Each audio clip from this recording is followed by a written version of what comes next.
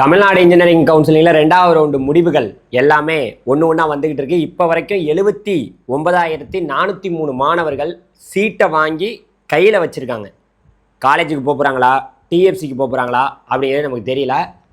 3வது ரவுண்டுக்கான வாய்ப்புகள்லாம் எப்படி இருக்குது? குறிப்பாக இந்த 2வது ரவுண்டில் 7.5 ரிசர்வேஷன் மாணவர்கள் பல பேருக்கு சீட்டு கிடைக்கல. அது மட்டும் இல்லாமல் ஜென்ரல்லே நிறைய பேருக்கு சீட்டு கிடைக்காம போச்சு. இதுக்கெல்லாம் காரணம் என்ன? குறிப்பாக 2வது ரவுண்டில் அடுத்து என்னென்னலாம் நடக்க போகுது? ரொம்ப முக்கியமாக ஆகஸ்ட் 17ஆம் தேதிக்கு எல்லாருமே பயங்கர வெயிட்டிங்கில் காத்துக்கிட்டு இருக்காங்க. காரணம் என்னென்னா, பல மாணவர்கள் அப்வர்ட் ரிசல்ட்டுக்கு தான் வெயிட் பண்ணிகிட்டு இருக்காங்க. ஸோ இப்போ கிடைச்ச காலேஜை விட பெட்டரான காலேஜ் கிடைச்சா ஓகே அப்படின்னு ஆகஸ்ட் 17ஆம் தேதி எப்போ சார் வரும் அப்படின்னு காத்திருக்காங்க. எல்லாத்தையும் பற்றி பார்க்கலாம். ரொம்ப முக்கியமாக நீங்கள் நம்ம சேனலில் புதுசாக பார்க்க வந்தீங்கன்னா மறக்காமல் என்ன பண்ணுங்கள், சப்ஸ்கிரைப் பண்ணிட்டு எங்களோட வாட்ஸ்அப் குரூப்பில் ஜாயின் பண்ணிட்டு இந்த வீடியோ கண்டினியூவாக பாருங்கள். வாங்க வீடியோக்குள்ளே போகலாம். குறிப்பாக நிறைய மாணவர்கள் நமக்கு வாட்ஸ்அப்லேயும் சரி, நமக்கு நம்மளோட கூகுள் ஃபார்மையும் சரி நிறைய பேர் ஃபில் பண்ணியிருக்காங்க. யாரை ஃபோன் பண்ணி கேட்டாலும் சார் இந்த காலேஜு, சார் இந்த கோர்ஸு, இப்படி தான் இருக்காங்க. ஒன்று காலேஜ் பிடிக்கல, இல்லைனா அந்த கோர்ஸு பிடிக்கல. கோர்ஸு பிடிச்சிருக்கு, காலேஜ் பிடிக்கல. ஏதோ ஒன்று பிரச்சனை இருக்குது. காலேஜ் பிடிச்சிருக்கு, கோர்ஸு பிடிக்கல. கோர்ஸ் பிடிச்சிருக்கு, காலேஜ் பிடிக்கல. ஏதோ ஒன்று சொல்கிறாங்க. எப்போ நமக்கு கிடைச்சது எப்போ நம்ம சந்தோஷப்பட்டிருக்கோம்? சந்தோஷப்பட்டதே கிடையாது. ஸோ நல்லா ஒன்று கேட்டுங்க, சீட்டு கிடைக்காத வரைக்கும் கிடைக்குமா கிடைக்குமா கிடைக்குமா கிடைக்குமான்னு கேட்டோம். இப்போ கிடைச்ச பிறகு அந்த காலேஜ் பிடிக்கல சார், சார் அந்த கோர்ஸ் பிடிக்கல சார், ஏதோ ஒரு பஞ்சாயத்து பண்ணிக்கிட்டே இருக்கோம்னு வச்சுங்களேன். மொத்தத்தில் இப்போ 2வது ரவுண்டு முடிவுகளை எல்லாத்தையும் டீட்டெயில் தான் உங்களுக்கு நான் சொல்கிறேன். ஃபஸ்ட்டு விஷயம் வந்து பார்த்தீங்கன்னா, நல்லா கேட்டுங்க, 2வது ரவுண்டு முடிவில் 79,403 மாணவர்கள் சீட்டை வாங்கியிருக்காங்க. அவங்க காலேஜுக்கு டிஎஃப்சிக்கு போவாங்களா போக மாட்டாங்களான்னு நான் ஏன் சொல்கிறேன்னா, இப்போ சொல்கிறேன் பாருங்கள், உங்களுக்கு புரியும். ஏன்னா நிறைய பேர் சீட்டு வாங்கி வச்சுக்கிட்டு காலேஜுக்கும் டிஎஃப்சிக்கும் போகாமே போயிடுறாங்க. அதுதான் உண்மையான விஷயமே. 1வது ரவுண்டில் அப்படி தான் நடந்துச்சு, 2வது ரவுண்டில் அப்படி தான் நடக்க போகுது. 1வது ரவுண்டில் நடந்த விஷயத்தை இங்கே 2வது ரவுண்டு மாணவர்கள் நிகழ்த்தி காட்ட போகிறாங்க. அதுக்கான காரணம், மேனேஜ்மெண்ட் கோட்டாவில் பல பேர் அட்மிஷன் போட்டாங்க. மேனேஜ்மெண்ட் கோட்டாவில் அட்மிஷன் போட்டவங்களும் இங்கே இன்ஜினியரிங் கவுன்சிலிங்கில் 2வது ரவுண்டில் சீட்டை வாங்கியிருக்காங்க அப்படிங்கிறதா நிதர்சனமான உண்மை. ஸோ இதனால் பல கல்லூரிகளில் மேனேஜ்மெண்ட் கோட்டாவில் சேர்ந்த மாணவர்கள் எல்லாமே இப்போ கவர்மெண்ட் கோட்டாவுக்கு மூவ் ஆகுறாங்க அப்படிங்கிறத விஷயம். இப்போ வாங்க நம்ம ஃபுல் அனலைசஸ், 1வது ரவுண்டு அனலைசஸ், 2வது ரவுண்டு அனலைசஸ், 3வது ரவுண்டுக்கான வாய்ப்புகள் என்ன இருக்குன்னு பார்க்கலாம். என்ன ஒன்றுனா, இதில் ஒரு விஷயத்தை நான் குறிப்பிட விரும்புகிறேன். இந்த 7.5 ரிசர்வேஷனை இன்ஜினியரிங் கவுன்சிலிங்கில் தனியாக நடத்துங்க அப்படின்னு நம்ம ரொம்ப நாளாக சொல்லிகிட்டு இருக்கோம். இப்போ ரெண்டையுமே ஒன்றா நடத்தி பெரிய பஞ்சாயத்து, இதில் அக்செப்டன்ட் ஜாயின் கொடுக்கலாமா, இதுலேயும் அக்செப்டன்ட் ஜாயின் கொடுக்கலாமா, இதில் அக்செப்டன்ட் அப்வோர்டு கொடுக்கலாமா, இதுலேயும் அக்செப்டன்ட் அப்வோர்டு கொடுக்கலாமா, இங்கே சீட்டு 7.5ல கிடைக்கல, இங்கே நான் ஃபஸ்ட் ஆப்ஷன் கொடுக்கலாமா, அங்கே அக்செப்டன்ட் ஜாயின் கொடுக்கலாமா, இந்த மாதிரி 2 பஞ்சாயத்தில் வந்து 7.5 மாணவர்கள் தவிக்கிறாங்க. அவங்களுக்கு தான் பெரிய பஞ்சாயத்து 7.5க்கு. ஜென்ரலில் கிடச்சிருக்கு, 7.5லையும் கிடச்சிருக்கு. இப்போ ஜென்ரலுக்கு நம்ம வந்து அப்வோர்டு மூவ்மெண்ட் போகலாமா, 7.5ல அப்வோர்டு மூவ்மெண்ட் போகாமா, இந்த மாதிரி கேஸு பல கேஸ் இருக்குது. 2வது ரவுண்ட்லேருந்து இந்த பிரச்சனை ஆரம்பிக்கும்னு நினச்சேன், அதே மாதிரி ஆரம்பிச்சிருச்சு. அதானே இப்போ ஆரம்பிச்சிருக்கு. சரி வாங்க, இப்போ இந்த ரிப்போர்ட்டை பற்றி நான் பார்த்துட்றேன். அதுக்கப்புறம் எல்லாத்துக்குமே நான் சொல்யூஷன் கொடுக்குறேன், ஒன்றுக்கும் கொடுக்குறேன். நல்லா ஒன்று கேட்டுங்க.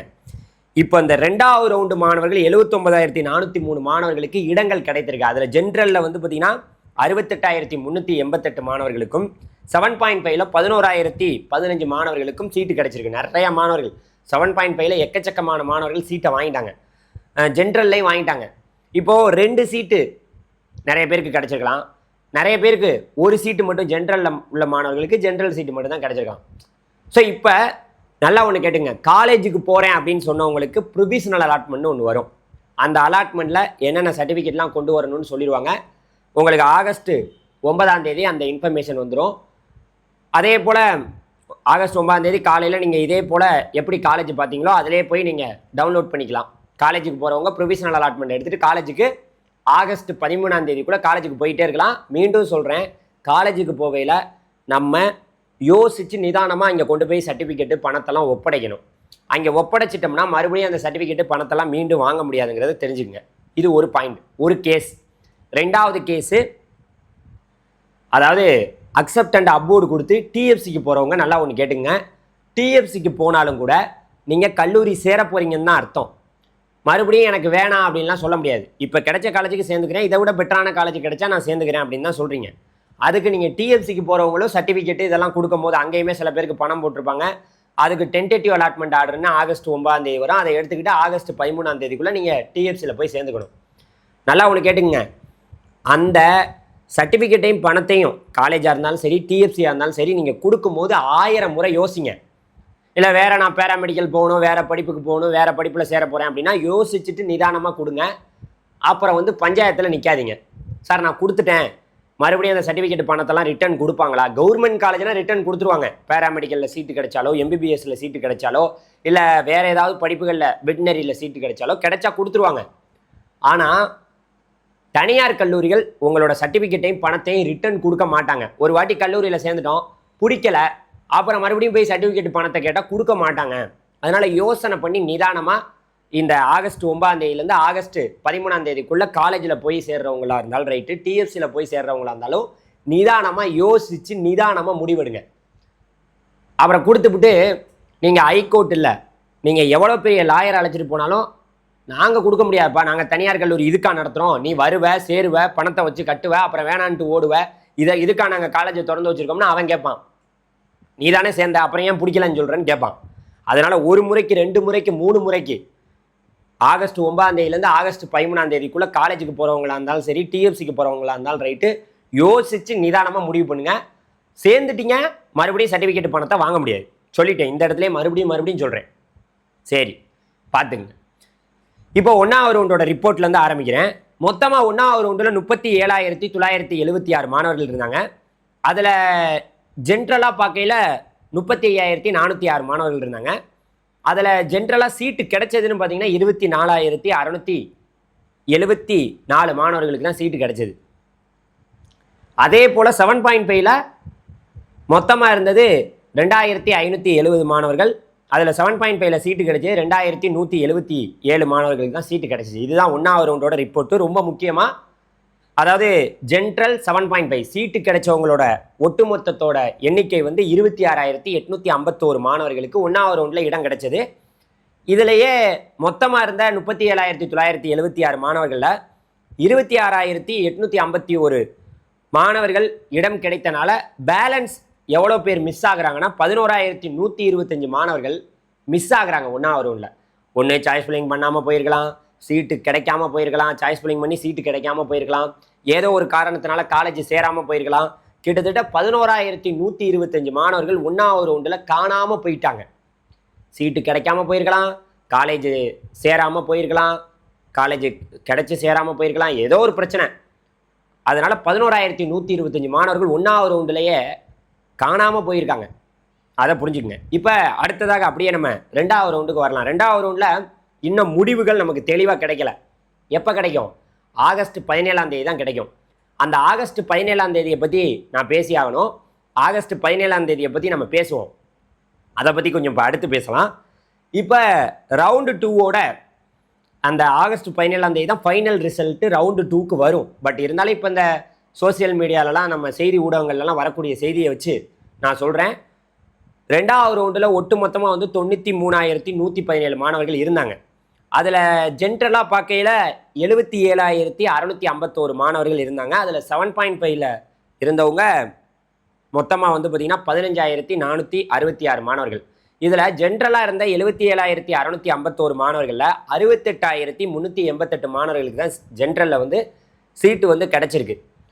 அதே போல் 7.5ல் 15,466 மாணவர்களில் 11,015 மாணவர்களுக்கு தான் சீட்டு பார்த்திங்கன்னா கிடச்சிருக்கு.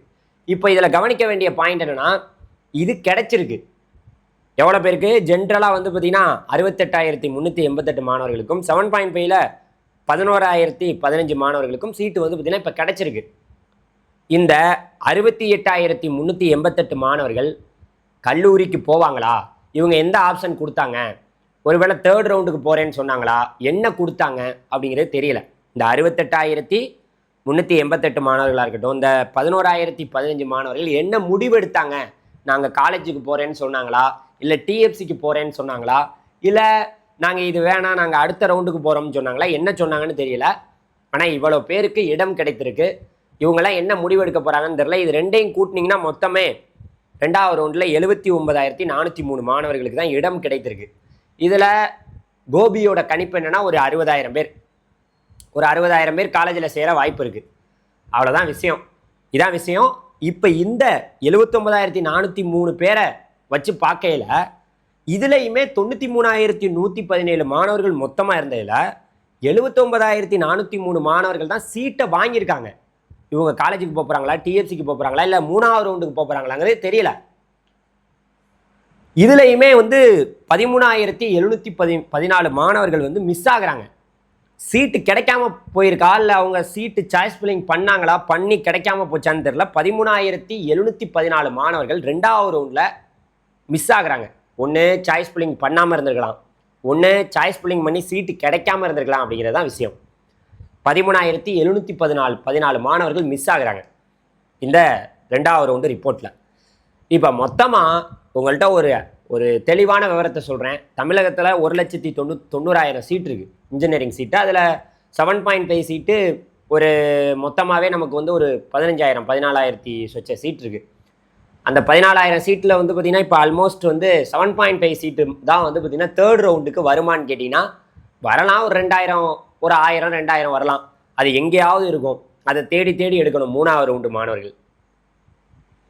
அதே போல் ஜென்ரலில் பார்த்திங்கன்னா கண்டிப்பாக சீட்டு பார்த்திங்கன்னா வருமானம் தாராளமாக வரும். 7.5 மாணவர்களுக்கு 3வது ரவுண்டில் சீட்டே கிடைக்காதுன்னா கிடைக்கும், கட்டாயமாக கிடைக்கும், கட்டாயமாக கிடைக்கும் 7.5ல். ஆனால் எல்லாருக்குமான்னு கேட்டிங்கன்னா எல்லாருக்கும் கிடையாது. அது எவ்வளோ இடங்கள் வரும், எவ்வளோ பேலன்ஸ் சீட்ஸ்லாம் வருங்கிறது ஆகஸ்ட் 17ஆம் தேதி நீங்கள் தெரிஞ்சுக்கலாம். இப்போ நம்ம இன்னொரு டாபிக், இந்த ஆகஸ்ட் 17ஆம் தேதி யார் யாருக்கு என்னென்னலாம் நடக்க போகுதுங்கிறத பற்றி பேசுவோம். ஒன்று, 2வது ரவுண்ட்லேருந்து பல பேர் 3வது ரவுண்டுக்கு தாவுவதற்கான வாய்ப்பு இருக்குது. அதை பற்றியெல்லாம் சொல்லணும். இப்போ ஆகஸ்ட் 17ஆம் தேதி, ஆகஸ்ட் 17ஆம் தேதிங்க என்ன நடக்க போகுது? மொதல் விஷயம், 2வது ரவுண்டில் அக்செப்ட் அண்ட் அப்வோர்டு கொடுத்தவங்களுக்கு ரிசல்ட் வரப்போகுது. அவங்க டிஎஃப்சியில் போய் சர்டிஃபிகேட்லாம் கொடுத்துருப்பாங்க, எல்லாத்தையும் பண்ணியிருப்பாங்க. அவங்க டிஎஃப்சியில் கொண்டு போய் கொடுத்த சர்டிஃபிகேட் எல்லாமே ஆகஸ்ட் 17ஆம் தேதி எந்த காலேஜ் கிடச்சிருக்கோ ஆட்டோமேட்டிக்காக அந்த கல்லூரிக்கு அனுப்பி வச்சுருவாங்க. இதுதான் விஷயம்.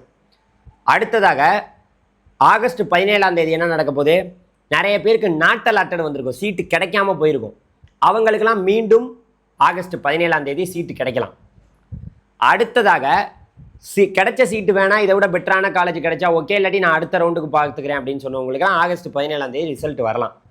இந்த நாட்டல் அட்டட் வந்தவங்க, சீட்டு கிடைக்கல, எனக்கு கிடைச்ச சீட்டு பிடிக்கல, மேலே உள்ளது பாருங்கள், இல்லாட்டி அடுத்த ரவுண்டுக்கு போகிறேன்னு சொன்னவங்க, நான் டைரெக்டாக அடுத்த ரவுண்டுக்கு போகிறேன்னு சொன்னவங்க எல்லாமே அந்த ரிசல்ட்டை பார்க்கலாம். ஒருவேளை ஆகஸ்ட் 17ஆம் தேதி சீட்டு கிடச்சிருச்சுன்னா சந்தோஷம். அப்படி இல்லைனா நீங்கள் பார்த்தீங்கன்னா டேரெக்டாக 3rd ரவுண்டில் போய் கலந்துக்கலாம். 3rd ரவுண்டில் தான் 1,00,000 சீட் இருக்கேன் இன்ஜினியரிங் சீட்டு. ஒன்றும் கவலைப்பட தேவையில்லை. நிறைய அட்டானமஸ் காலேஜ் தமிழ்நாட்டில் ஏகப்பட்ட அட்டானமஸ் காலேஜ் வந்திருக்கு, கவலையே பட வேணாம். இங்கே பிரச்சனை என்னென்னா இந்த 7.5 மாணவர்களுக்கு தான். அவங்களுக்கு தான் இங்கே அக்செப்டன்ட் ஜாயின் கொடுக்கலாமா, அங்கே என்ன கொடுக்கலாம், இங்கே என்ன பண்ணலாம், அங்கே என்ன பண்ணலாம், இந்த மாதிரிலாம் நிறைய இருக்குது. நிறைய குழப்படியான விஷயங்கள்லாம் யாருக்கு இருக்குது? 7.5 மாணவர்களுக்கு இருக்குது. அந்த பிரச்சனையெல்லாம் தீர்மானு கேட்டிங்கன்னா தீர்றது பெரிய கஷ்டம். இப்போ 1வது ரவுண்டு முடிவில் அவங்களுக்கு கூட எல்லாருக்கும் சீட்டு கிடச்சி. இப்போ 2வது ரவுண்டில் இந்த பல பேர், இப்போ இந்த 2வது ரவுண்டில் 11,005 பேருக்கு சீட்டு கிடச்சிருக்கல 7.5ல். அவங்க என்ன முடிவு எடுத்திருப்பாங்கன்னு நமக்கே தெரியல. ஒருவேளை ஜென்ரலில் சீட்டு கிடச்சிருக்கா, 7.5லையும் கிடச்சிருக்கலாம். 2 பக்கமும் கிடச்சி 2 பக்கமும் அக்செப்ட் பண்ணி 2 பக்கத்தில் ஒரு பக்கம் தானே போய் சேர முடியும். ஒரு பக்கம் ஒரே ஒரு காலேஜில் ஒரே ஒரு சர்டிஃபிகேட் மட்டும் தான் கொடுக்க முடியும். 2 காலேஜில் படிக்க முடியாது. 2 பக்கமாக அப்வோர்டு கொடுத்துருந்தாங்கன்னா ஒரே ஒரு இடத்துல தான் அவங்க சப்மிட் பண்ண முடியும். ஒரே ஒரு காலேஜில் சேர முடியும். அங்கே டிஎஃப்சியில் உட்காந்துக்கிட்டே நீங்கள் ஒரே ஒரு இடத்துல படிக்கணுங்க, 2 இடத்துலையும் படிக்க முடியாது. 2 இடத்துலையும் அப்வோர்டு கொடுத்துருங்க. ஆனால் நாங்கள் ஒரே ஒரு இதை மட்டும்தான் நாங்கள் கன்சிடர் பண்ணுவோம். நீங்கள் 7.5ல் போகிறீங்களா, ஜென்ரலில் போகிறீங்களாங்கிறத உங்கள் டிஎஃப்சிலே கேட்பாங்க. அது மட்டும் இல்லாமல் நிறைய பேர் பார்த்தீங்கன்னா 7.5ல் சீட்டே கிடைக்காம போயிருக்கும், ஜென்ரலில் கிடச்சிருக்கும். ஜென்ரலில் உள்ளதை அக்செப்ட் பண்ணியிருப்பாங்க. 7.5ல் மீண்டும் கிடைக்க சான்ஸ் இருக்கா சார் அப்படின்னு கேட்டிங்கன்னா கிடச்சிச்சின்னா அவங்களோட வேலை நல்லா ஒன்று கேட்டுங்க. டிஎஃப்சியில் நீங்கள் கொடுக்கக்கூடிய சர்டிஃபிகேட்டு பணம் எல்லாத்தையும் அவங்க டைரெக்டாக அந்த கல்லூரிக்கு அனுப்பி வைக்க வேண்டியது அவங்களோட வேலை. அவங்க அந்த வேலையை மட்டும்தான் பார்ப்பாங்க. நீங்கள் அந்த கல்லூரிக்கு அனுப்பி வச்சுட்டா 7.5ல் சீட்டு கிடைச்சா அந்த காலேஜில் போய் கேட்டு வாங்கிட்டு வந்துடணும். 7.5லே கிடச்சிருச்சுங்க, எனக்கு அந்த காலேஜில் அனுப்பி வச்சுருப்பாங்க, அவங்க அனுப்பிடுவாங்க. வேணா உங்களுக்கு ஏதாவது நடுவில் எம்பிபிஎஸ் சீட்டோ இல்லை வேறு ஏதாவது வெட்னரியோ இல்லை வேறு ஏதாவது படிப்புகளில் இடங்கள் கிடைச்சா நீங்கள் என்ன பண்ணலான்னா நடுவில் அந்த ஆகஸ்ட் 17 ஏதாவது வேணான்னா போய் டிஎஃப்சியில் சர்டிஃபிகேட்டு வேணாம் எனக்கு வந்து இந்த சீட்டு வேணான்னு சொல்லி எழுதி கொடுத்து வாங்கிட்டு வந்துடலாம். ஆனால் ஆகஸ்ட் 17 ரிசல்ட் வந்ததுக்கப்புறம் நீங்கள் போய் டிஎஃப்சியில் நீங்கள் எதையும் போய் நீங்கள் முரண்பிடிக்க முடியாது. அவங்க என்ன பண்ணுவாங்கன்னா ஆட்டோமேட்டிக்காக அந்த காலேஜ் எந்த காலேஜுக்கு அவங்க அனுப்பணுமோ அந்த வேலையை அவங்க சரியாக பார்ப்பாங்க. ஒரு பையன் கொண்டாந்து சர்டிஃபிகேட்டை டிஎஃப்சியில் கொடுக்குறான், பணத்தை கொண்டாந்து கொடுக்குறான், அதை அப்படியே வாங்கி பத்திரமா வச்சுருந்து ஆகஸ்ட் 17 எந்த காலேஜ் கிடைக்குதோ அந்த காலேஜுக்கு அனுப்பி வச்சுருவாங்க. இது மட்டும்தான் அவங்களோட வேலை. நடுவில் 7.5 சீட்டு கிடச்சிருச்சு அப்படின்னா நீங்கள் அந்த காலேஜில் போய் தான் சர்டிஃபிகேட்டு அங்கே போய் தான் கேட்டு வாங்கிக்கணும். புரிஞ்சுக்கங்க. ஓகே, டிஎஃப்சியோட வேலை என்ன? சர்டிஃபிகேட்டை வாங்கி வைக்கணும், பணத்தையும் வாங்கி வைக்கணும், எந்த கல்லூரிக்கு ஆகஸ்ட் 17 கிடைக்குதோ அதுக்கு அனுப்பி வைக்கணும். அதுதான் அவங்களோட வேலை. ஓகேவா? 3வது ரவுண்டில் பல வாய்ப்புகள் நிறைய இருக்குது. பயப்பட வேணாம், ஒரு பயமும் தேவையில்ல. கிட்டத்தட்ட 1,00,000 சீட்டு வந்து பார்த்தீங்கன்னா 3வது ரவுண்டுக்கு வரப்போகுது. அதன் பிறகு சப்ளிமெண்ட்ரி கவுன்சிலிங்லாம் நடக்க போகுது. 3வது ரவுண்டு தான் இறுதி வாய்ப்பு. அதுக்கப்புறமும் ஒரு 50,000 சீட்டு வந்து சப்ளிமெண்ட்ரி கவுன்சிலிங்க்கு வரும். 3வது ரவுண்டுக்கு 1,00,000 இன்ஜினியரிங் சீட்டு வரும். அதுக்கப்புறம் வந்து பார்த்தீங்கன்னா சப்ளிமெண்ட்ரி கவுன்சிலிங்க்கு ஒரு 50,000 சீட்டு வரும்.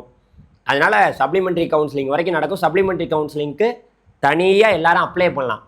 1வது ரவுண்டில் 2வது ரவுண்டில் 3வது ரவுண்டில் இடம் கிடைத்து பிடித்தவர்கள் பிடிக்காதவர்கள் எல்லாரும் அந்த சப்ளிமெண்ட்ரி கவுன்சிலிங்கில் கலந்துக்கலாம். ஒன்றும் பிரச்சனையே கிடையாது, பிரச்சனையே இல்லை. ஆனால் சப்ளிமெண்ட்ரி கவுன்சிலிங்கில் அவ்வளோ இடங்கள் வருமானு கேட்டிங்கன்னா வரலாம், 50,000 சீட்டு வரும். ஆனால் அந்த காலேஜெல்லாம் உங்களுக்கு பிடிச்சிருக்குமான்னு கேட்டிங்கன்னா அதுக்கு வாய்ப்பே இல்லை. இப்போ கிடைச்ச காலேஜே பிடிக்கல, இதில் சப்ளிமெண்ட்ரியில் கிடைக்கிறது வேறு உங்களுக்கு எப்படி பிடிக்க போகுது? அதுக்கான வாய்ப்புகள்லாம் மிக குறைவு. ஸோ நிறைய விஷயங்களை இங்கே ஷேர் பண்ணியிருக்கேன்னு நினைக்கிறேன். வேறு எதுவும் இங்கே இல்லை சொல்கிறதுக்கு. எங்கள் வாட்ஸ்அப் குரூப்பில் வாங்க. 3rd ரவுண்டு மாணவர்கள், இப்போது 2வது ரவுண்டு பசங்க நம்ம சொன்னதெல்லாம் நிறைய கேட்கல. 3வது ரவுண்டு பசங்க நம்ம சொல்கிறதெல்லாம் கேட்குறாங்களான்னு பார்ப்போம். சொல்கிறத கேட்குறேன்னா என்ன, ஒழுங்காக நம்ம சொல்கிறது படி நடந்து இதை வைப்பா இதை பண்ணுப்பான்லாம் இல்லை. யார் சொன்னால் நமக்கு என்ன, நம்ம ஒன்று பண்ணுவோம், நம்ம ஒன்று ஆட்டம் போடுவோம். போட்டான். இப்போ 2வது ரவுண்டில் நிறைய பேர் அமைதியாக இருக்கான்.